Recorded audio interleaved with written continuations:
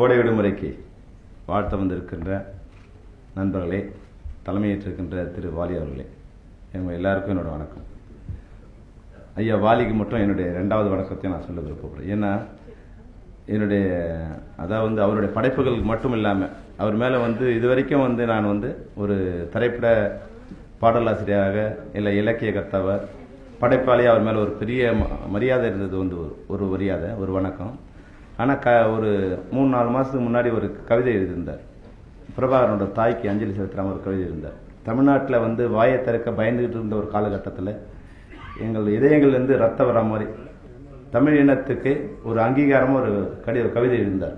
அந்த கவிதைக்காக என் வாழ்நாள் முழுக்க நான் அவருக்கு என் வணக்கத்தை செலுத்திக்கிட்டே இருப்பேன். நான் அன்றைக்கி படித்த உடனே அவர் ஃபோன் பண்ணி உண்மையிலேயே என் கண்ணில் தண்ணி வந்தது. அவர்கிட்ட சொன்னேன், நான் எந்த கவிதைக்கும் அவர் நான் ஃபோன் பண்ணி அவர் எவ்வளோ பாடல் எழுதியிருக்காரு எதுக்குமே நான் பண்ணதில்லை.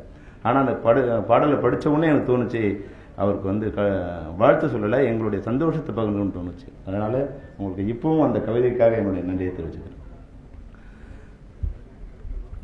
இதயம் கதிர் இதயம் கதிராக தான் இன்னும் அறியப்படுறாரு. எவ்வளோ படம் எடுத்தாலும் இதயம் கதிராக தான் அறியப்படுறாரு. நான் நேற்று கூட அவருக்கு ஃபோன் பண்ணி சொன்னேன், கதிர் ரொம்ப நாளைக்கு அப்புறம் நீங்கள் படம் பண்ணுறீங்க, உன்னோட இன்விடேஷன் என்னுடைய ஆஃபீஸில் இருந்தது, அதில் எந்த இதுவுமே இல்லாமல் ஒன்லி கோடை விடுமுறைன்னு இருந்தது. கதிர்னா இப்போ எனக்கு சின்ன 2-3 கன்ஃபியூஷன், எந்த கதிராக இருக்கணும். அந்த டிசைன் பார்த்தோன்னு சொன்னேன், இது நம்ம கதிர் தான், இது நீ தானடான்னு ஃபோன் பண்ணி அவனே ஃபோன் பண்ணி கேட்டு கன்ஃபார்ம் பண்ணதுக்கு நீ தானே கதிர்னு. என்னென்ன சொன்னீங்க, இல்லைப்பா இந்த டிசைனை பார்த்தோன்னே நான் முடிவு பண்ணேன் இது நீ தான். எப்படி இந்த டிசைனை பார்த்தோன்னே நீ தான் முடிவு பண்ணணும். அதுபோல் தமிழ்நாட்டு மக்கள் கூட இந்த படத்தை பார்த்தோன்னே அந்த இதயம் பார்க்கும்போது என்ன தோணுச்சோ அது முடிவு பண்ணணும், அது அங்கீகாரம் கொடுக்கணும். ஏன்னா அவருக்கு ஒரு சின்ன அட்வைஸ் கொடுத்தேன். நான் அவருடைய சீனியராக இல்லை அவருடைய நண்பராக கூட இருக்கலாம், எப்படி வேணாலும் எடுத்துக்கலாம். அதாவது காதல் தேசம் கதிர் மாதிரி இன்றைக்கி நிறைய பேர் ரிப்ளிகா பண்ணுறதுக்கு காப்பி அடிக்கிறதுக்கு நிறைய பேர் வந்துட்டாங்க. கதிர் இன்னும் இதயம் கதிரை தொடுறதுக்கு தான் இன்னும் ஆள் இல்லை. அதனால் இந்த படம் இதயம் மாதிரியான ஒரு படமாக இருக்கணும்னு சொன்னேன். முன்னேவே பாருங்கள், இந்த சம்மர் ஹாலிடேஸ் நிறைய தடவை பார்த்துருக்கோம். ஆனால் அதுக்கு இவ்வளோ ஒரு அழகான தமிழாக்கம் இருக்குங்கிறத அவன் சொன்ன போது தான் எனக்கு தெரியுது. அந்த மூளை அவரோட மூளை கவிதைத்தன்மையான மூளை. அவரோட கவிதையான ஒரு மனிதர். அதனால் இன்னைக்கு உண்மையாக ஜி சேகர் சொன்ன மாதிரி இன்னைக்கு சினிமாவோட ஒரு ஒளிவட்டம் ஒரு பிரகாசிக்க தொடங்கியிருக்கு. அது சரியான பாதையில் அரசாங்கமும் சரி பத்திரிகை உலகமும் சரி 2 பேரும் செய்ய வேண்டிய வேலை என்னென்னா எங்களை வாழ வைக்கிறதுக்கு உண்டான. இன்றைக்கி சினிமா நல்லா இருக்குது, ஆனால் சினிமாக்காரங்க நல்லா இல்லை. அது எதனாலனா பெரியவங்க வாழ்கிறதுக்கும் சின்னவங்க வாழ முடியாமல் இருக்கிறதுக்குமான ஒரு சூழ்நிலை அது எப்படியோ தோணி போச்சு. அப்போ இன்றைக்கி எல்லாரும் வாழ்வதற்கான எல்லா இண்டஸ்ட்ரியிலும் பார்த்தீங்கன்னா பிக் இண்டஸ்ட்ரி இருக்கும், ஸ்மால் ஸ்கேல் இண்டஸ்ட்ரி இருக்கும். கடலில் மீன் பிடிக்க போனால் கூட விசைப்படகுல போகிறவங்க இருப்பாங்க, கட்டுமரத்தில் போகிறவங்க இருக்காங்க. அது மாதிரி சினிமாவில் கூட பெரிய படங்கள் இருக்கும், சிறிய படங்கள் இருக்கும். இது நாள் வரைக்கும் 2 படங்களுமே வாழ்ந்துட்டு இருக்கும். கேப்டன் பிரபாகரன் வரும்போது அப்போ தங்கமேன்ற ஒரு படம் அந்த படமும் 60 நாள் ஓடிச்சு. என் படம் 100 ஓடிச்சு. இப்போ 5 லட்ச ரூபாய் ஃபர்ஸ்ட் கேப் படும்போது 50 லட்ச ரூபாய் படம் 2 காலகட்டத்திலுமே எம்ஜிஆர் சிவாஜி இருந்தாங்க, ஜெய்சங்கர் ஜெமினி கணேசன் இருந்தாங்க. ஆனால் இன்னைக்கு ஒரே மேலே இருக்கிறவங்க மட்டும் அது நடிகர்களாக இருந்தாலும் சரி இல்லை இயக்குநர்களாக இருந்தாலும் சரி தயாரிப்பாளர் இருந்தாலும் சரி, தயாரிப்பாளர் கூட 200-300 கோடி இருந்தால் தான் படம் எடுக்க முடியுங்கிற சூழ்நிலை இன்றைக்கி மாறிப்போச்சு. அந்த சூழ்நிலை இல்லாமல் படைப்பாளிகளாக இருந்தாலும் சரி, சிறிய தயாரிப்பாளர் இருந்தாலும் சரி இல்லை புதிய இயக்குநராக இருந்தாலும் சரி, அவங்க எல்லாருக்குமே எப்போ வாழ முடியும்னா பெரிய படங்களும் ஓடும், சின்ன படங்களும் ஓடும் அப்படிங்கிற ஒரு சூழ்நிலையை அரசாங்கம் தான் உருவாக்கணும். அதுக்கு 2 விஷயம் ஜி சேகர் சொன்ன மாதிரி. ஒன்று எங்களை வேகமாக கொள்வது திருட்டு விசிடி தான். விசிடியே திருட்டு விசிடின்னு போயிட்டு இன்றைக்கி எல்லார் வீட்லையுமே 20 ரூபாய்க்கு விசிடி நாகரிகமாக சட்டபூர்வமாக உட்கார்ந்துட்டு இருக்கு.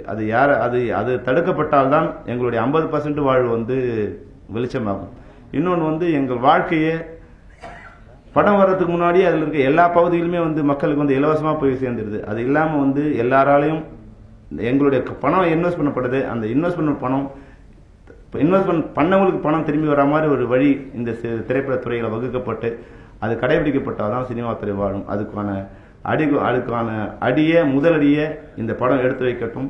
இந்த படம் மிக பிரமாண்டமான வெற்றி அடைந்து மறுபடியும் தமிழ் சினிமா ஒரு புதிய பொற்காலத்தை நோக்கி வெற்றிகரமாக செல்லட்டும் என்று கூறி இந்த கோடை விடுமுறையின் அனைத்து தொழில்நுட்ப கலைஞர்களுக்கும் நடிகர்களுக்கும் என்னுடைய வாழ்த்துக்களை தெரிவித்துக் கொண்டு விடைபெறுகிறேன். நன்றி, வணக்கம். கோடை விடுமுறை படத்துக்கு வாழ்த்து சொல்லணும்னா எனக்கு ரொம்ப I'm kind of embarrassed to do that because Kathir sir எனக்கு நான் நிறைய இடங்களில் சொல்லியிருக்கேன்.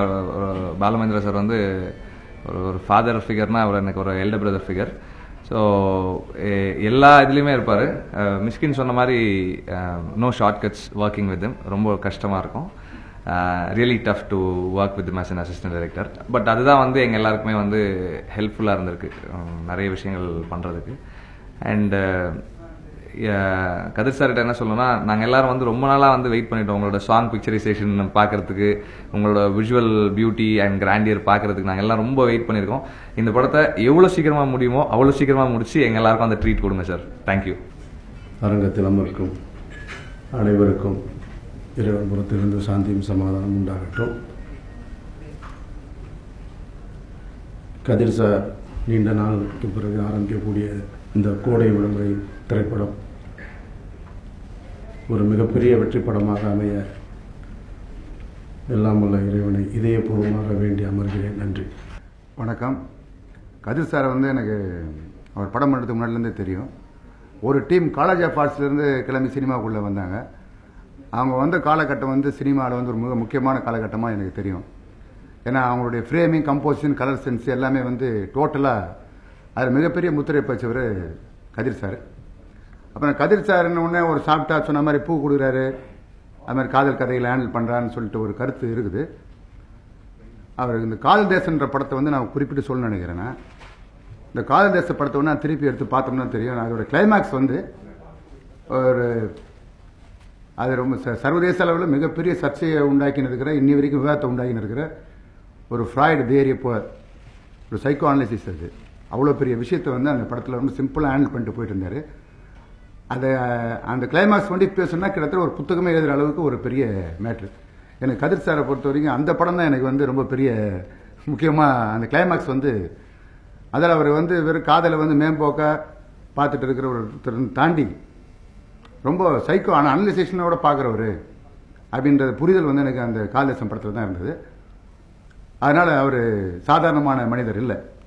மிக நுட்பமாக காதலை ஆய்வு செய்வதில் மிக சிறந்த ஒரு இயக்குனர் கதிர் அவர்கள். அதனால் இந்த படத்தின் கோடை விடுமுறை வந்து நான் அந்த ஆங்கிலையும் எதிர்பார்க்குறேன். அது வெற்றி பெற வாழ்த்துக்கள். நன்றி. ஆக்சுவலி கதிர் சார்ட்ட வந்து நான் ஃபிலிமுக்கு என்ட்ரானப்போ அவர்கிட்ட அசிஸ்டன்ட் டைரக்டர் ட்ரை பண்ணுறதுக்காக ரொம்ப முயற்சி பண்ணிட்டு இருந்தேன். அவரோட ஃபிலிம்ஸ்னால் எனக்கு ரொம்ப பிடிக்கும். ஒரு சின்ன விஷயம், அவரோட ஃபிலிம் எவ்வளோ டாமினேட் பண்ணியிருக்குங்கிறதுக்கு இண்டஸ்ட்ரியில் ஒரு சின்ன எக்ஸாம்பிள். மறைந்த ஆக்டர் மிஸ்டர் முரளி சார் வந்து அவரோட கதிர் இதயம் படத்தில் தான் மிகப்பெரிய ஒரு ஸ்டார் அந்தஸ்து கிடச்சிது அவருக்கு. ஆக்சுவலாக யங்ஸ்டர்ஸ்லாம் சொல்லுவாங்க, இந்த மாதிரி காதலை சொல்கிறதுக்கு தயங்குற முரளி சார் மாதிரி அப்படின்னு சொல்லி ஒரு ஆக்சுவலாக சொல்லுவாங்க. அவர் எல்லா படத்துலையும் காதலை சொல்கிறதுக்கு தயங்குற மாதிரி இல்லை. கால்குலேட் பண்ணால் ஒரு 2 படம் அந்த மாதிரி சொல்லியிருப்பார். ஆனால் இதயம் படத்தோட நடித்த டாமினேஷனில் தான் காதலை சொல்கிற தயங்குற ஒரு கேரக்டர் முரளி சாருக்கேங்கிற மாதிரி ஒரு இது வந்துச்சு. அந்த அளவுக்கு ஒரே ஒரு ஃபிலிமில் அவ்வளோ ஒரு டாமினேட் பண்ணி ஒரு இன்டெப்த்தாக ஒரு ஃபிலிம் கொடுத்துருந்தாரு. இங்கே சொன்ன எல்லாருமே மாதிரி அவரோட சாங்ஸ் எல்லாம் பார்க்குறதுக்கு எனக்கு ரொம்ப ஆர்வமாக இருக்குது. இந்த படத்தை வந்து தயாரிக்கிற திரு நஜ்முதீன் சார் அவர்கள் இது முதல் இந்த இண்டஸ்ட்ரிக்கு வராங்க. அவங்க மாதிரி ஒரு நல்ல தயாரிப்பு வர்றது ரொம்ப சந்தோஷம். அவருக்கும் கதிர் சாருக்கும் என்னுடைய மிகப்பெரிய வாழ்த்துக்களை தெரிவிச்சுக்கிறேன். இந்த படம் மிகப்பெரிய வெற்றி அடைய இருக்குது. என் மனமார்ந்த ப்ரேயர்ஸ் இருக்குது. Thank you sir. கதிர் வந்து என்னுடைய நீண்ட நெடுநாளைய நண்பர். நானும் அவரும் வந்து அசிஸ்டன்ட் டைரக்டராக இருக்கும்போது நல்ல ஃப்ரெண்ட்ஸு. அவருடைய எல்லா படங்களுடைய பூஜை, ஷூட்டிங் எல்லாத்துலேயுமே நான் வந்து கலந்துட்டுருக்கேன். இந்த படத்துலேயும் பல வேலை நிமித்தங்களுக்கு மத்தியில் வந்து கதிர் படன்றதுனால வந்திருக்கேன். கதிருடைய பல படங்கள் ரொம்ப நல்ல படங்கள். இதயம், மறக்க முடியாத இதயம், காதல் தேசம், தமிழ்லையும் தெலுங்குலையும் ரொம்ப பெரிய ஹிட்டான 2 படங்கள். ஸோ அது மாதிரி இந்த படமும் எல்லா லாங்குவேஜ்லையும் ஹிட் ஆகணும். வாழ்த்துக்கள். நன்றி. Father is back in Delhi so he could make it. So well, my grandfather also sends his good wishes and best of luck for the future. Right. கதிர் வந்து எப்போவுமே காதலை பற்றியே படம் எடுத்துகிட்டு இருக்காரு. காதல் அவர் அளவுக்கு அழகாக வேறு யாராலையும் சொல்ல முடியலைங்கிறாங்க. அதுக்கு ஒரு சீக்ரெட் இருக்குது. அவர் இன்னும் கல்யாணம் பண்ணிக்கல. கல்யாணம் பண்ணவன் எப்படி காதலை பற்றி சொல்ல முடியும்? அவன் பாடு அவனுக்கு தான் தெரியும். ஏண்டா பண்ணோன்னு நினைக்கிறவன் தான் ஜாஸ்தி. அது ஆங்கிலத்தில் சொல்வார்கள், ஆர் யூ ஹாப்பிலி மேரிடும்பாங்க. No, you can either be happy or மேரிட்னா. கதிர் எப்பவுமே ஒரு புதிர். இதை நான் அவர்கிட்டயே அடிக்கடி சொல்லியிருக்கேன். இதுவரைக்கும் நீங்க யாராவது இந்த மாதிரி ஒரு எம்ஜிஆர் ஸ்டில்ல பார்த்துருக்கீங்களா? இது போல புரட்சித் தலைவர் அவர்கள் ஒரு கேமரா ஆங்கிள் பார்க்கின்ற ஒரு ஸ்டில்லை அவர் ஒரு தன்னுடைய படத்தின் துவக்க விழாவுக்கு வைத்ததிலிருந்தே அவர் இன்னமும் அந்த இளமை மாறாமல் புதிய சிந்தனைகளுடன் இருக்கிறார் என்பதை உங்களது கரகோஷத்தோடு அவருக்கு நான் தெரிவிக்க விரும்புகிறேன்.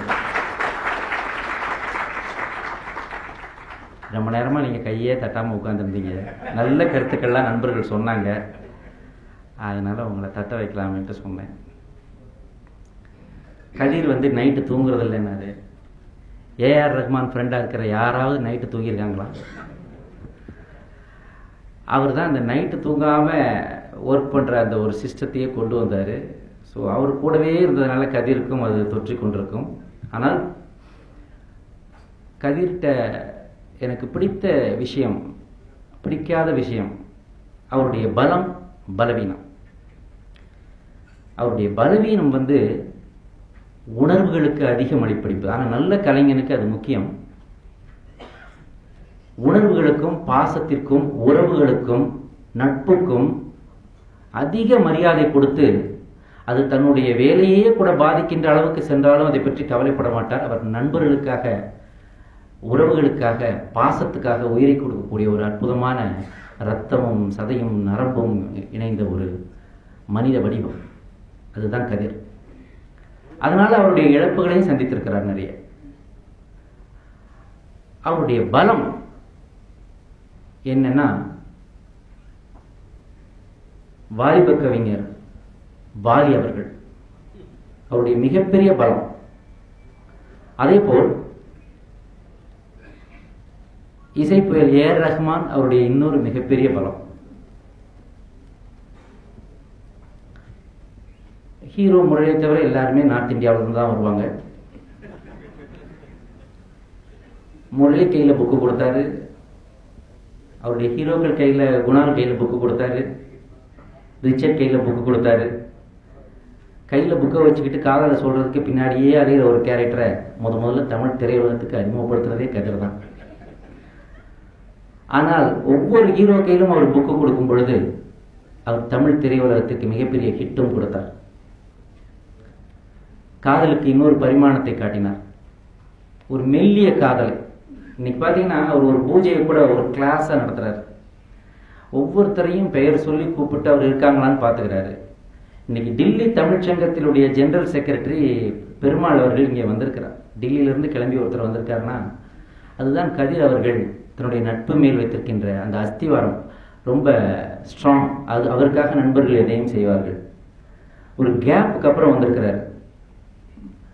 ஆனால் அந்த கேப் கழிச்சு வந்தாலும் கூட அவருக்கு இவ்வளோ பெரிய நட்பு வட்டாரம். ஏனென்றால் இன்னைக்கு அமீர் இன்னைக்கு உயர்வாக பேசிட்டு போயிருக்காரு. இயக்குனர் அமீர் அவர்கள் நல்ல முறையில் பேசிட்டு போயிருக்காங்க. ஆனால் இப்போ அவர் காதல் வைரஸ் எடுத்துட்டு அவர் இண்டஸ்ட்ரியை விட்டு போன நேரத்தில் இவர்களெல்லாம் இல்லை. ஆனால் இன்று தலையெடுத்திருக்கின்ற புதிய இயக்குனர்கள், ஒரு நேஷனல் அவார்டு வாங்கியிருக்கிற ஒரு வெற்றிமாறன், அதோ நண்பர் மிஷ்கின், ஜனா, இன்று இத்தனை பேர்கள் இன்று வந்திருக்கிறார்கள், வாழ்த்துகிறார்கள் என்றால் இன்னும் நிறைய பேர் எதிரே அமர்ந்திருக்கிறார்கள். அந்த இயக்குனர்கள் எல்லாம் கூப்பிட்டாருன்றதுக்காக வரல, கூப்பிட மாட்டாரா அப்படின்னு காத்துட்டு இருந்து வந்திருக்காங்க. அவ்வளவு சிறந்த நண்பர்களை கொண்ட கதிர் அவர்கள் இந்த படத்திலும் வித்தியாசமாக ஏதாவது ஒரு விஷயத்தை சொல்லி மீண்டும் கோடை விடுமுறை, ஆக்சுவலாக கோடை விடுமுறையெல்லாம் முடிஞ்சு ஸ்கூல் ஆரம்பிச்சிருச்சு. ஆனால் கோடை விடுமுறை என்ற ஒரு வார்த்தையே இது வரைக்கும் அங்கேயே தான் இருந்திருக்கு. ஆனால் நாங்கள் அதை டைட்டிலாக வைக்கணும்னு எங்களுக்கு தோணலை. சம்மர் ஹாலிடேஸ்ன்றது எல்லாரும் வருஷத்தில் எல்லார் வாயிலையும் பூந்து வர்ற ஒரு வார்த்தை. ஸோ அதை ஒரு டைட்டிலாக வைத்திருக்கிறார் என்றால் மீண்டும் தன்னுடைய அதே ராஜபாட்டையிலே அவர் வெற்றி நடைபோட்டு இந்த படமும் கோடை விடுமுறை என்கிற இந்த சம்மர் ஹாலிடே ஸ்பெஷல் எல்லாருக்கும் ஒரு தித்திக்கும் ஒரு விருந்தாக அமைந்து மிகப்பெரிய வெற்றி அடைய வேண்டும் என்று எல்லாம் வல்ல இறைவனையும் பிரபஞ்சத்தையும் வேண்டி அமர்கிறேன். நன்றி, வணக்கம்.